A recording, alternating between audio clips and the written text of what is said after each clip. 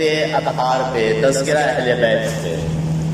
یہ بات بالکل ظاہر و باہر ہے کہ انسان جس سے محبت کرتا ہے اس کے عزیز و اقارب سے بھی، رشتہ داروں سے بھی، دوست احباب سے بھی اس کو محبت ہوتی ہے۔ ایک عام سا محاورہ ہے، دوست کا دوست بھی کیا ہوتا ہے؟ دشمن ہوتا ہے۔ دوست ہوتا ہے، دوست کا دوست بھی دوست ہوتا ہے، اور دوست کا دشمن یہ ہمارا کیا ہوتا ہے؟ دشمن ہوتا ہے۔ یہ محاورہ ہے، ٹھیک ہے؟ تو محبوب کا محبوب بھی ہمارا کون ہوگا؟ یہ بات سمجھ میں آ رہی ہے؟ اور یہ انسان کی فطرت ہے، اور فطرت کے بعد یہی حکم اللہ اس کے رسول کا بھی ہے۔ اللہ اس کے رسول کا بھی یہی ہے کہ آپ جس سے محبت کرو اس کے عزیز و اقارب سے بھی کیا کرو؟ آپ محبت کرو۔ اب یہ دیکھو، اللہ تبارک و تعالی ہمارا خالق و مالک و پالنہار ہے، اس اعتبار سے ہمیں اس سے محبت ہے، اور ہونی بھی چاہیے کہ ہم اللہ سے ٹوٹ کر محبت کریں۔ اور اللہ کی محبت کا تقاضا یہ ہے کہ بندہ مومن اللہ کے نبیوں اور ولیوں سے بھی محبت کرے۔ اللہ کی محبت کا تقاضا یہ ہے کہ ہم کیا کریں؟ اس کے نبیوں سے بھی محبت کریں اور ولیوں سے بھی محبت کریں۔ اور جب نبی سے محبت ہوگی تو ظاہر ہے اس کے اہل بیت، اس کے آل سے بھی ہمیں محبت ہوگی۔ بلکہ یہیں تک بات نہیں ہوتی، بلکہ ہم تو ہر اس چیز سے محبت کرتے ہیں جس چیز کی نسبت نبی کریم صلی اللہ علیہ وسلم کی طرف ہو۔ اگر اہل بیت اطہار کے اندر کوئی خوبی نہ بھی ہوتی تو صرف ان کے لیے اتنا کافی تھا کہ وہ جزء مصطفیٰ ہے، یعنی نبی صلی اللہ علیہ وسلم کا ایک حصہ ہے۔ اور یہاں تو جزئیت کے بعد بھی اللہ کا حکم ہے کہ اہل بیت سے محبت کیا جائے، نبی صلی اللہ علیہ وسلم کا حکم ہے، اور اہل بیت کے اتنے ہمارے اوپر احسانات ہیں جو بے شمار ہیں، ان کے احسانات بے شمار ہے۔ لہذا یہ بات ظاہر ہوتی ہے کہ اہل بیت سے محبت کرنا حق العبد بھی ہے، یعنی بندے کا بھی حق ہے، اور حق اللہ بھی ہے، یہ اللہ کا بھی حق ہے کہ اس نے حکم دیا ہے، اور حق الرسول بھی ہے، یعنی نبی صلی اللہ علیہ وسلم کا حق بھی ہے۔ اب اگر کوئی اہل بیت سے محبت نہیں کرتا تو وہ تین کا حق مارتا، بندے کا بھی حق مارتا، اللہ کا بھی حق مارتا، اور نبی صلی اللہ علیہ وسلم کا بھی حق مارتا۔ یہ بات سمجھ میں آ رہی ہے؟ لہذا ہم قرآن حدیث سے ہم بات کرتے ہیں اہل بیت اطہار۔ میں جمعہ میں یہ صاف کلیئر کہہ چکا ہوں کہ اہل بیت سے ہمیں محبت کرنی، ہمیں کچھ نہیں دے گا۔ اللہ کا حکم آیا محبت کریں گے، بات یہی پہ ختم۔ لیکن پھر بھی ہم کہتے ہیں کہ قرآن حدیث سے اپنے علم میں اضافے کے لیے ہم کچھ بات کرتے ہیں، اور جس آیت کو میں پڑھوں گا لے کر چلوں گا سورہ احزاب کی آیت ہے، ہم اس پہ کچھ ڈیٹیل میں بات کریں گے، اور مزیدار بات بھی ہوگی۔ اللہ تبارک و تعالیٰ قرآن کریم میں نبی صلی اللہ علیہ وسلم کی بیویوں کا جب تذکرہ کیا تو وہاں پر اللہ تبارک و تعالیٰ ارشاد دیتے ہوئے اہل بیت اور آل نبی صلی اللہ علیہ وسلم کے مقام و مرتبے کو ظاہر کرنے والی آیت ہے سورہ احزاب کی، اور سورہ احزاب میں ازواج مطہرات کو اللہ تعالیٰ ہدایت و ارشادات کے طور پہ آیت نازل فرمایا انما یرید اللہ لیذھب عنکم الرجس اہل البیت ویطہرکم تطہیرا۔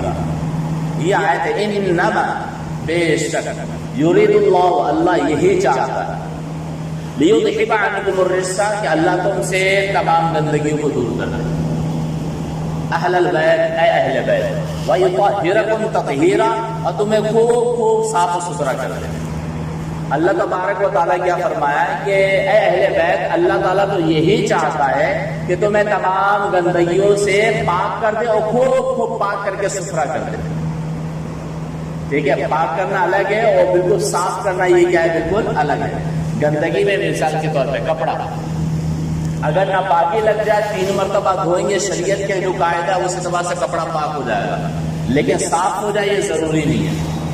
مثال کے طور پہ آپ کے پاس کپڑا گندا ہے، آپ کے پاس گندا کپڑا ہے، اس کے اوپر کوئی بچہ پیشاب کر دیتا ہے، آپ شرعی اعتبار سے دھوتے ہیں، 3 مرتبہ کپڑا پاک ہو گیا، لیکن ابھی بھی گندا ہے، سرف وغیرہ صابن وغیرہ لگا کے دھوئیں گے تو صاف ہوگا۔ اللہ تبارک تعالیٰ یہ فرماتا ہے کہ تم سے ہر طرح کی ناپاکی کو دور کرنا چاہتا ہے، وَيُطَهِّرَكُمْ، اور تمہیں پاک کرنا چاہتا، تطہیرا، اور خوب ستھرا کر دینا چاہتا ہے، تمہیں پاک کر کے بالکل صاف و ستھرا کر دینا چاہتا ہے۔ یہ بات سمجھ میں آ رہی؟ یہاں اس آیت کریمہ میں ایک لفظ ہے انما، بے شک، کوئی ڈاؤٹ ہی نہیں ہے، یرید اللہ، اللہ تعالیٰ چاہتا ہے، اب اللہ تبارک و تعالیٰ کا چاہنا کیا ہے یہ سمجھنا ہے. ایک قرآن کی آیت ہے سورہ ہود کے اندر اللہ تعالیٰ فرماتا ہے ان ربک فعال لما یرید، تیرا رب جو چاہتا ہے وہ کر گزرتا ہے. رب اگر چاہتا ہے تو اس کا مطلب یہ نہیں کہ بندوں کی طرح چاہتا ہے. ہمارا چاہنا ہے کہ ہم صبح اٹھیں گے، ضروری نہیں ہے کہ ہم اٹھ جانا. ہمارا چاہنا ہے کہ صبح ہم 1000 کمائیں گے، ضروری نہیں کہ ہم 1000 کمائیں گے. لیکن رب کا چاہنا الگ ہے. اللہ تعالیٰ خود فرمایا کہ رب جو چاہتا ہے وہ کر گزرتا ہے. اس کی چاہت کو دنیا میں نافذ ہونے سے روکنے والی طاقت آج تک کوئی نہیں ہے. اس کا مطلب مقابل ہی کوئی نہیں. لیکن ضروری ہے بندوں کی چاہت. اب بندوں کی چاہت کے بارے میں آپ کو کچھ بتاتا ہوں، پھر اس کے بعد ہم بات کرتے ہیں. اب دیکھو بندوں کا ارادہ، بندوں کا چاہنا الگ ہوتا ہے. ہم بات کرتے ہیں حضرت یوسف علیہ السلام کے بھائیوں کے تعلق سے. حضرت یوسف علیہ السلام کے بھائیوں کے تعلق سے یہ ہے کہ اراد اخوۃ یوسف ان یقتلوہ، کہ یوسف کے بھائیوں نے چاہا کہ یوسف علیہ السلام کو قتل کر دیں، لیکن کیا وہ قتل کرنے میں کامیاب ہو؟ فلم یمت، لیکن یوسف علیہ السلام نہیں ختم ہوا. وہ چاہے کہ یوسف علیہ السلام کا قصہ کیا کرے، تمام کر دے، لیکن یوسف علیہ السلام کو تمام نہیں کر پائے، ختم نہیں کر پائے. ثم ارادوا ان یلتقطه بعض المار، پھر انہوں نے کنویں میں ڈال دیا اس نیت سے کہ یہاں سے گزرنے والا کوئی انہیں لے کر چلا جائے گا، کنویں سے نکال کر لے کر چلا جائے گا اور ان کا نام و نشان مٹ جائے گا. اب بتائیں ان کا نام و نشان مٹا نہیں، فرتفع شانہ، لیکن اللہ تعالیٰ نے ان کے شان کو بلند کر دیا.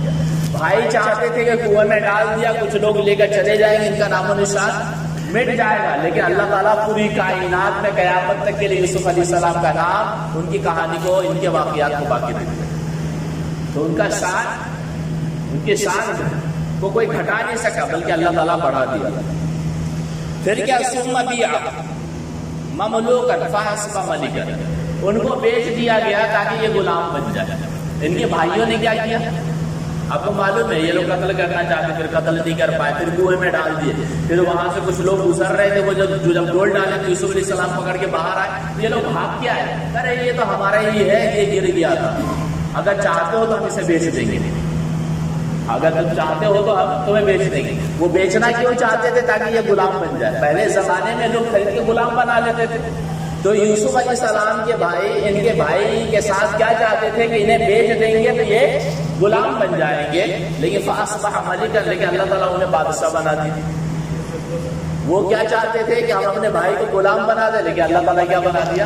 بادشاہ بنا دیا.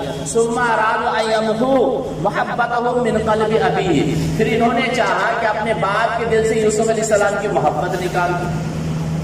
یہ گھر آ کے کیا چاہے کہ ہمارے باپ کے دل میں جو یوسف علیہ السلام کی محبت ہے اس محبت کو یہ نکال دیں. فازدادت، لیکن باپ کے دل میں محبت اللہ تعالیٰ بڑھاتا گیا اتنے کہ جب تک حضرت ان کے والد گرامی زندہ رہے انہیں کی محبت میں گرفتار رہے. آپ دیکھیں سازشیں کرنے والا کتنے سازش کرتا ہے، لیکن اللہ تبارک و تعالیٰ ہر ایک کا جواب دیتا ہے. تو آگے ایک بندہ یہ کہتا فلا تقلق من تدابیر البشر فَإِرَادَةُ اللَّهِ فَوْقَ الْبَشَرِ، لہذا اگر کوئی بندہ آپ کے خلاف سازش کر رہا ہے، مکر و فریب کر رہا ہے، تو آپ کو پریشان ہونے کی ضرورت نہیں ہے، اس لیے کہ اللہ کے ارادے کے سامنے دنیا کی کسی کے ارادے کی کوئی اہمیت نہیں ہے. اللہ کے ارادے کے سامنے دنیا والوں کے ارادے کی کوئی اہمیت نہیں ہے.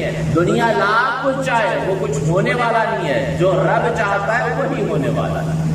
اور جب ہم یہ چاہتے ہیں کہ اللہ تبارک و ہم جانتے ہیں کہ اللہ تبارک و تعالی ہمارا موجود ہے، ہمارا حامی ہے، ناصر ہے، مددگار ہے، پھر بندہ مومن کیوں پریشان ہے؟ پھر ہمیں پریشان ہونے کی کیا ضرورت ہے؟ ہمیں جب معلوم ہے میرا رب جو چاہتا ہے وہی ہوگا. بھائی مجھے بریانی ملی میرے رب کی وجہ سے، آج میں بھوکا ہوں اس میں رب کی چاہت و مشیت. تو جو کچھ میرے ساتھ ہوگا وہ میرے رب کی چاہت ہے، تو رب کی چاہت کی وجہ سے ہمیں اور آپ کو کیوں پریشان ہے؟ بس ہمیں تو کہہ رہا ہے مولا تیری چاہت یہ ہے کہ میں خوش ہوں تو میں خوش رہوں گا. تیری چاہت یہ ہے کہ میں تکلیف میں رہوں تو مولا میں تکلیف میں. مجھے پھر اس تکلیف سے بھی محبت ہے، مجھے اس تکلیف سے بھی.